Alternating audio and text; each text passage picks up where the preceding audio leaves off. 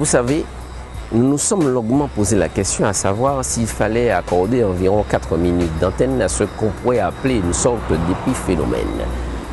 Parce que c'est peut-être ce que recherche l'auteur, un épiphénomène dont le but principal serait, à notre avis, la recherche de lumière.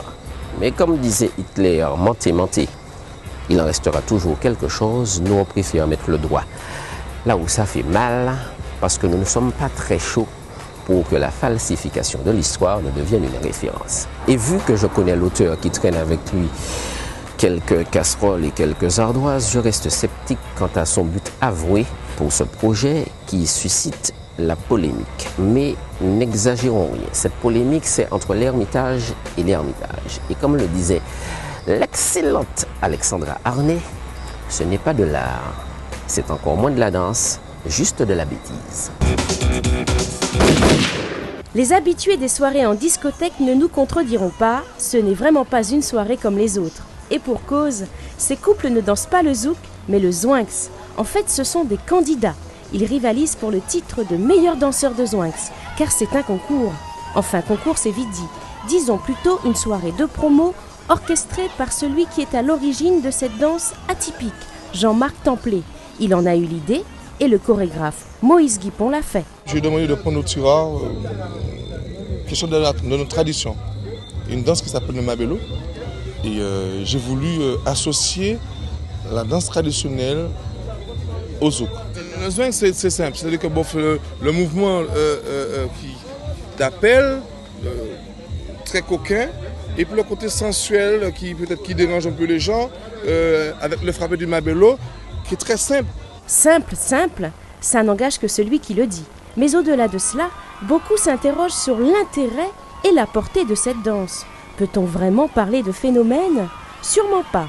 Et d'ailleurs, même les gagnants de ce concours informel ne semblent pas totalement convaincus. C'est vrai que quand on rencontre des gens dans la rue, on est beaucoup critiqué parce qu'on fait le concours. Mais vu que moi, j'adore même le ballet, alors ça ne me dérange pas de danser le zwinks en fait. Au départ, j'étais un peu sceptique, j'avoue, mais vu les réactions du public, et ça a l'air quand même de plaire, je me dis que je pense que ça peut être sympa. Pour les vacances, en tout cas, ça peut être sympa. Je pense que ça va fonctionner pour les vacances. Le zwinks, ce n'est pas que la danse, c'est aussi le titre, interprété par Jean-Marc Templet et composé par Michel Linerol. Pierre Rosier en est le programmateur.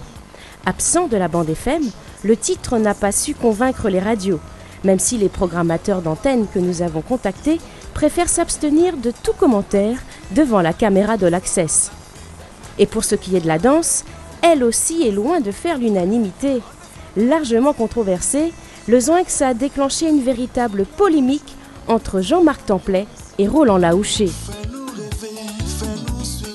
Pendant très longtemps, j'ai souhaité qu'on puisse accrocher un pas de danse au zouk. J'ai essayé de réunir un certain nombre de chorégraphes, Nadège Guiteau, La Morandière, et j'en ai parlé donc à Jean-Marc Templet, pour leur dire, allons essayer de faire, chaque chorégraphe fait un pas, il imagine un pas pour le zouk, et puis ensuite nous aurions fait un concours avec tous les pas trouvés, sans d'ailleurs dire qui avait trouvé le pas, et on aurait demandé aux Martiniquais de choisir le pas qui serait, selon eux, le pas du zouk. Monsieur Laroche m'a demandé, il voulait une danse pour pouvoir faire plusieurs chorégraphies sur la danse, mais il y en a une qui est là, justement, elle est créée.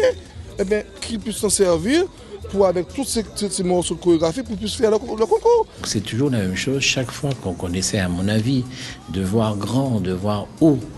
Bon, ben voilà, c'est rabaissé comme ça, on fait son petit truc, on est content, on a son petit succès. Bon, moi je trouve ça pas bien, quoi. J'ai envie de faire plus grand. J'ai pas volé, je suis pas un voleur de création. En 90, mon producteur, j'ai fait La Polba. Après, en 99, j'ai fait Top Cadence. Bon. 11 ans après, je reviens avec le zwinks. À entendre les sons de cloche de chacun, il est évident qu'ils n'étaient pas du tout sur la même longueur d'onde, et ce dès le départ. À travers son projet, Roland Laouché espère ainsi faire du zouk un produit culturel et économique, l'exporter, créer des écoles de zouk, tout comme il existe des écoles de salsa par exemple. Quant à Jean-Marc Templet, c'est tout autre chose. Le chorégraphe du Centre culturel de l'Ermitage s'inscrit dans une démarche plus individualiste de l'artiste. Tout comme il a lancé la pole bar il y a 20 ans, Jean-Marc Templet essaie de se faire une place dans le showbiz avec le Zwinx. Mais a-t-il vraiment le talent nécessaire pour prétendre à la lumière des projecteurs? N'est-il pas surtout opportuniste? Et puis en quoi le Zwinx peut-il nous représenter? Quant à nous, est-ce que nous ne lui accordons pas un peu trop d'importance en lui consacrant un reportage de 4 minutes? En tous les cas, une chose est sûre, c'est le public qui finit toujours par trancher. Et pour le moment, il ne semble pas avoir adopté le Zwinx comme étant le pas du zouk par excellence. Probablement parce qu'il ne se reconnaît pas du tout dans cette danse qui prétend mêler la tradition du mabelo à un langage gestuel bien loin de nos codes culturels.